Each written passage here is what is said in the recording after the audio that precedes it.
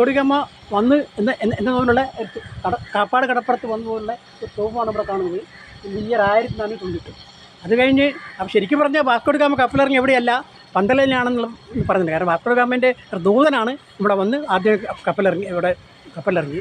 യഥാർത്ഥ വാസ്കോഡിഗാമ ഇറങ്ങിയത് പന്തലാനി ബീച്ചിലാണെന്നാണ് പറയുന്നത്. അതിനെപ്പറ്റി കൂടുതൽ നമുക്ക് സംസാരിക്കാം. കേരളത്തിൽ, ഇന്ത്യ, ലോകത്ത് മുഴുവൻ ഈ കോളനൈസേഷൻ സംഭവിക്കുന്നതിൻ്റെ ഒരു പ്രധാന സംഭവമാണ് ഈ വാസ്കോഡിഗാമ ഇവിടെ കപ്പലിറങ്ങിയ കാര്യം. ലോകം മുഴുവൻ പറ്റി യൂറോപ്പിൻ്റെ ആധിപത്യത്തിൽ വരുന്ന പല രാജ്യങ്ങളും, ഏഷ്യൻ രാജ്യങ്ങളും ആഫ്രിക്കയിലൊക്കെ രാജ്യങ്ങളും, അതിൻ്റെ ഏറ്റവും വലിയ ഒരു സംഭവമാണിത്. അപ്പോൾ അതുകൊണ്ട് നമ്മളിത് നാട് സംഭവമൊന്നുമല്ല. അപ്പോൾ അതിനെപ്പറ്റി നമ്മൾ പറയുന്ന സമയത്ത് ഇതിപ്പോൾ നമ്മളിപ്പോൾ ടൂറിസ്റ്റ് കേന്ദ്രമായിട്ട് പല ഭാഗത്ത് ആൾക്കാർ ഇവിടെ സന്ദർശിക്കുന്നുണ്ട്.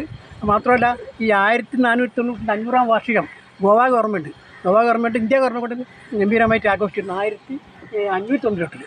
അത് കഴിഞ്ഞ് ഇപ്പം പിന്നെ അതിന് ശേഷമാണ് നമ്മുടെ കേരള ഗവൺമെൻറ്റൊക്കെ ഇത് ടൂറിസ്റ്റ് കേന്ദ്രമൊക്കെ മാറ്റി. അത് മാത്രമല്ല ഏകദേശം ഈ 10 കോടി രൂപ ചിലവാക്കിയിട്ട് കേരള ഗവൺമെൻറ് വലിയൊരു ടൂറിസ്റ്റ് കേന്ദ്രമാക്കി മാറ്റാനുള്ള ഒരു ശ്രമം നടത്തിക്കൊണ്ടിരിക്കുകയാണ്. ആ സമയത്ത് ഇതിൻ്റെ ഒരു സത്യം ഉണ്ടല്ലോ, ഈ കോളനൈസേഷൻ സത്യം, അത് നമ്മളൊന്ന് അറിയണമല്ലോ. അത് നമ്മൾ നാട്ടിൽ സംഭവിച്ച കാര്യമില്ലേ, അത് നമ്മൾ അറിയേണ്ടതുകൊണ്ട് അതിനെപ്പറ്റി ഞാനിങ്ങനെ നോക്കിയ സമയത്താണ് അടുത്ത് അതിനെപ്പറ്റി ഒരു ലേഖനം വന്നത്.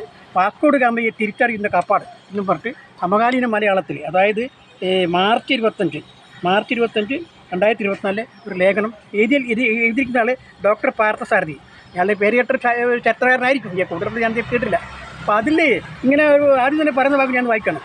1498 വാസ്കോഡിഗാമയുടെ വരവിനെ തുടർന്ന് ഇന്ത്യയിൽ കോളനി ഭരണത്തിന് തുടക്കം കുറിക്കപ്പെടുകയും തുടർന്ന് അതിൽ നിന്ന് പ്രചോദനം ഉൾക്കൊണ്ട് മറ്റ് പാശ്ചാത്യ ശക്തികൾ കൂടി അതേ പാത പിന്തുടരാൻ തുടങ്ങിയതോടെ ഇന്ത്യ എന്നാൽ കടലുകൾക്കപ്പുറം ഇരുന്നു കൊണ്ട് വൈദേശിക ശക്തികളാൽ നിയന്ത്രിക്കപ്പെടുന്ന ജനതകൾ വസിക്കുന്ന കേവലം ഒരു പ്രദേശം എന്ന നിലയിലേക്ക് എത്തിച്ചേരുകയുണ്ടായി. എന്ന യാഥാർത്ഥ്യം മറിഞ്ഞുകൊണ്ട് തന്നെ 1998 വാസ്കോഡിഗാമയുടെ വരവിൻ്റെ 500-ാം വാർഷികം വിപുലമായി ആഘോഷിക്കാൻ തീരുമാനിച്ചവരായിരുന്നു ഗോവയിലെയും കേരളത്തിലെയും ഭരണകൂടങ്ങൾ. കേരളത്തിലെ സ്വതന്ത്ര രാജ്യങ്ങളെ കേന്ദ്രീകരിച്ചുകൊണ്ട് നൂറ്റാണ്ടുകളായി നിലനിന്നു കൊണ്ടിരുന്ന അന്താരാഷ്ട്ര കച്ചവട ശൃംഖലയെ വാസ്കോഡിഗാമ എന്ന പോർച്ചുഗീസ് നാവികൻ്റെ വരവോടുകൂടി പോർച്ചുഗൽ എന്ന കത്തോലിക്ക രാഷ്ട്രം കൂടി ഭാഗഭാക്കായി മാറുകയും ഇതോടുകൂടി സമ്പന്നതയിലേക്ക് എത്തിച്ചേർന്ന പോർച്ചുഗീസുകാരെ അനുകരിച്ചുകൊണ്ട് മറ്റ് യൂറോപ്യൻ രാജ്യങ്ങളും ഇന്ത്യയിലെ സമ്പന്നതയിൽ കണ്ണുതട്ട് ഇറങ്ങിത്തിരിക്കുകയായിരുന്ന വലിയ സത്യം മറന്നുകൊണ്ട് വാസ്കോഡിഗാമയെ വരവ് ഇന്ത്യയെ സംബന്ധിച്ച് വലിയ കച്ചവട സാധ്യതകൾ തുറന്നു നൽകിയെന്ന നിലയിലാണ് പലരും ഗാമയുടെ വരവിനെയും അതിനെ അനുസ്മരിക്കുന്ന സ്മാരകങ്ങളും ഇന്നും കണക്കാക്കുന്നത് എന്ന് പറഞ്ഞാണ് ഇത് ആരംഭിക്കുന്നത്. പിന്നെ ഇവിടെ ഭയങ്കരമായിട്ട് ഈ കാപ്പാട് കടപ്പുറത്ത് വെച്ചും പന്തലാനി കടപ്പുറത്ത് ഇവിടുത്തെ മുസ്ലിം മാപ്പിളമാർ കൊന്നു വലിയ സംഭവം ഇതിൻ്റെ പിന്നിലുണ്ടായിട്ട് ഇവിടെ ഈ കോളനി നിലനിർത്താൻ വേണ്ടിയിട്ട്, കോളനി വികസിപ്പിക്കാൻ വേണ്ടിയിട്ട് ഉള്ളൊരു സംഭവം. അതൊക്കെ ഈ മാപ്പിളമാരുടെ ലക്ഷ്യം എന്താണെന്ന് വെച്ചാൽ ഇവരാണ് ഇന്ത്യയൊക്കെ ലോകത്തെ നാനാഭാഗത്തേക്കും നമ്മുടെ കുരുമുളകിൻ്റെ സ്വാതന്ത്ര്യങ്ങൾ അതുപോലെ സാധനങ്ങൾ ഈ മാർക്കറ്റ് കണ്ടെത്തി ലോകം മുഴുവൻ വ്യാപിച്ച് കേരളത്തിൻ്റെ സാധനങ്ങൾ.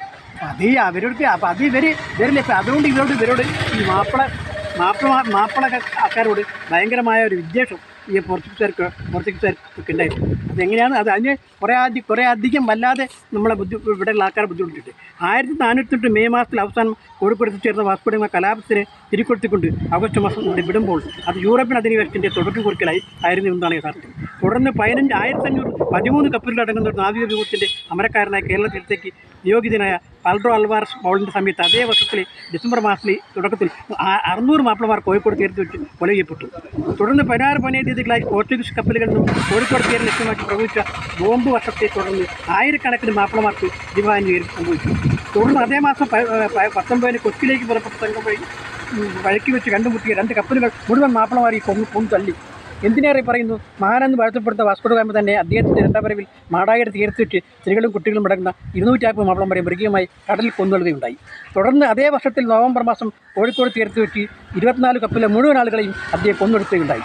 ഇതെല്ലാം ഒരു തുടക്കം മാത്രമായിരുന്നു. അടുത്ത 100 വർഷക്കാലം കേരള തീരത്തെ കലാപഭൂമിയാക്കി തീർത്തുകൊണ്ടാണ് പാശ്ചാത്യ തങ്ങളുടെ അധികാരം ഉറപ്പിച്ചതിന് ഇങ്ങനെ കലാപഭൂമിയാക്കി തീർത്തുകൊണ്ടാണ് പാശ്ചാത്യ തങ്ങളുടെ അധികാരം ഒരു അരക്കെട്ട് ഉറപ്പിച്ചത്. കച്ചവടത്തിലൂടെ കേരളത്തിൻ്റെ പെരുമ ലോകം മുഴുവൻ പരക്കാൻ കാരണക്കാരായ മാപ്പിളമാരെ കൊന്നു തള്ളുന്ന യന്ത്രങ്ങളായി പ്രവർത്തിക്കുകയായിരുന്നു പാശ്ചാത്യം.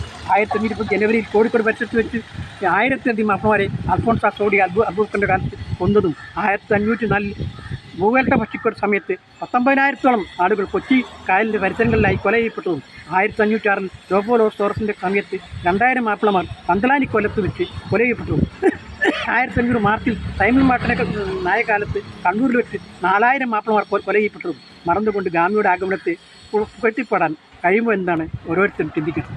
കൊലപാതക പരമ്പര അവസാനിപ്പിക്കാൻ വാസ്കോ ഡി ഗാമയുടെ പിൻഗാമികൾക്കും അശേഷ താല്പര്യം ഇല്ലായിരുന്നു എന്ന് തെളിയിക്കുന്ന ധാരാളം സംഭവങ്ങൾ തുടർന്ന് കേരളത്തിൽ പണമാടിക്കൊണ്ടിരുന്നു.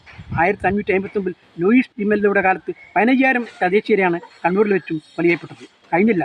1504 ഡാം പയോഡിനി സെറോയുടെ സമയത്ത് കണ്ണൂരിൽ വെച്ച് തന്നെ 5000 മാപ്പിളമാർ കൊലയപ്പെട്ടു. ചരിത്രവും ഗാമിയുടെ സ്മാരകത്തിന് പിന്നിൽ പറഞ്ഞിരിപ്പുണ്ട്. സ്മാരകം നിലനിൽക്കുന്ന കാപ്പാടിനും ഉണ്ട് ചോരമണ്ണത്തിൻ്റെ അധിനിവേശത്തിൻ്റെ ചരിത്രം. 1551 മനിമസ് അബൂബക്കറിൻ്റെ നിർദ്ദേശാനുസരണം തീരപ്രദേശം നടത്തിയ ബോംബ് വർഷത്തിൽ ഭാഗമായി 1000-ലധികം മാപ്പിളമാർ കൊല ചെയ്യപ്പെട്ടപ്പോൾ അതിൻ്റെ ഏറ്റവും വലിയ തിക്താനുഭവം തരേണ്ടി വന്ന കൂടിയായിരുന്നു കാപ്പാട് തീരവാസികൾ. 1552 ഗൈലസ് മസ്ത്രയുടെ നായകത്വത്തിൽ കാപ്പാട് കടപ്പുറത്ത് വെച്ച് കപ്പലിലെ മുഴുവൻ ആളുകളെയും കൊന്നുതള്ളിയതും ഫ്രാൻസിസ് മൊറ ഭരണഘടന കാലത്ത് 100 തദ്ദേശവാസികൾ കാപ്പാട് കൊല ചെയ്യപ്പെട്ടു. തിരിച്ചടിച്ചുകൊണ്ട് വാസ്കോ ഡ ഗാമയുടെ സ്മാരകത്തെ വിരാജിപ്പിക്കാനാകുമ്പോൾ ചിന്തിക്കുന്ന സമയം കൂടിയാണ് ഇത്. രാമകപ്പലിറക്കിയ കോഴിക്കോട് 10 കോടി മുടക്കിക്കൊണ്ടുള്ള ഇടതു ഭരണകൂടത്തെ ചരിത്രസ്മാരകം വരുമ്പോൾ ഗാമയുടെ വരവ് ഇന്ത്യയുടെ ഗതിവിഗതികളെ ഗുണകരമായി സാധിച്ച മൂലമാണ് ഭരണകൂടം അത്തരം തീരുമാനം കൈക്കൊള്ളുന്നതെന്ന് ചിലതെങ്കിലും കരുതിയേക്കാം. ഇതാണ് സംഭവം. അപ്പോൾ നമ്മൾ ഇത്രയും കാര്യങ്ങൾ നമുക്ക് ടൂറിസ്റ്റ് കേന്ദ്രമാക്കുന്നതിന് പ്രശ്നമില്ല. ചരിത്രപ്രധാന സ്ഥലം ടൂറിസ്റ്റ് കേന്ദ്രമാക്കാം. പക്ഷേ ഇതിൻ്റെ പിന്നിൽ ഇവിടെ ഈ ലോകം മുഴുവൻ കോളനൈസേഷൻ ആക്കിയ സംഭവം ഉണ്ട്. അത് ഇവിടെ നിന്നാണ് ഈ കാപ്പാട് കടപ്പുറത്താണ് തുടക്കം കൊടുത്തത്. വാസ്കോ ഡി ഗാമയുടെ കുറച്ച് കുറിച്ച് എന്നൊരു സംഭവം നമ്മൾ മനസ്സിലുണ്ടായിരിക്കണം എന്നുള്ളതാണ് നമ്മൾ പിന്നെ വേറെ കാര്യം പറയുന്നത് വെച്ചാൽ നമ്മളിപ്പോൾ ഈ വാസ്കോ ഡി ഗാമയുടെ പഴയ കാര്യം പറഞ്ഞിട്ട് ഇവിടെ ഏതായാലും നമ്മളെ നാട്ടിലെ ആൾക്കാർക്ക് വേണ്ടത്ര പ്രതിരോധ ശക്തി ഉണ്ടായില്ല ഇതിനെ നേരിടാൻ എന്നുള്ളത് സത്യമാണ്. അപ്പോൾ മാപ്പിളമാർക്ക് ഒരു അറബി കച്ചവടമായിട്ട് ബന്ധപ്പെട്ട മാപ്പിള എന്ന സംഭവം ഉണ്ടായിട്ടില്ല. അപ്പോൾ നമ്മൾ എങ്ങനെയാണ് നമ്മൾ ഈ ഭാവിയിലും ഇങ്ങനെയുള്ള സംഭവം നമ്മുടെ നാട്ടിലുണ്ടാവും. ഉദാഹരണമായിട്ട് പറയുകയാണെങ്കിൽ ഇപ്പം നമ്മളെ വല്ലാത്ത പ്രളയമൊക്കെ വരാൻ വന്നിട്ടുണ്ട്, കടൽ ആക്രമിക്കും കുഴപ്പമൊക്കെ വരുന്നുണ്ട്. അപ്പോൾ അതിനൊക്കെ പ്രതിരോധ ശക്തി ഉണ്ടാക്കാൻ വേണ്ടി നമ്മൾ ജനങ്ങൾ ചില കാര്യം ചെയ്യേണ്ടതായിരിക്കും. അപ്പോൾ അതിൻ്റെ കാര്യം ചെയ്യുന്നത് നമ്മൾ ഈ തിരുവാതിര മറ്റേ ഇതുണ്ട് കന്യാകുമാരി കടൽച്ചാടന പരിപാടി നടത്തിയിരുന്നു. അപ്പോൾ അത് രണ്ട് വർഷം നടത്തിയിട്ടുണ്ട്. ഇനിയും നടത്താൻ ഉദ്ദേശിക്കുന്നത്. അതിൽ ഈ അടുത്ത കൊല്ലം നടത്തുമ്പോൾ ഒരു 30ഓളം മാപ്പിളമാർ തന്നെ മുസ്ലിം കമ്മ്യൂണിറ്റി പാർട്ടിക്കാർ ഈ പരിപാടി പങ്കെടുക്കാൻ പറഞ്ഞിട്ടുണ്ട്, കടൽച്ചാടന പരിപാടി. അപ്പോൾ അങ്ങനെ ഉണ്ട്. അപ്പോൾ അതുപോലെ തന്നെ പ്രതിരോധ ശക്തി എന്ന് പറയുമ്പോൾ ഇപ്പോൾ അടുത്തൊരു സിനിമ ഇറങ്ങിയിട്ടുണ്ട്.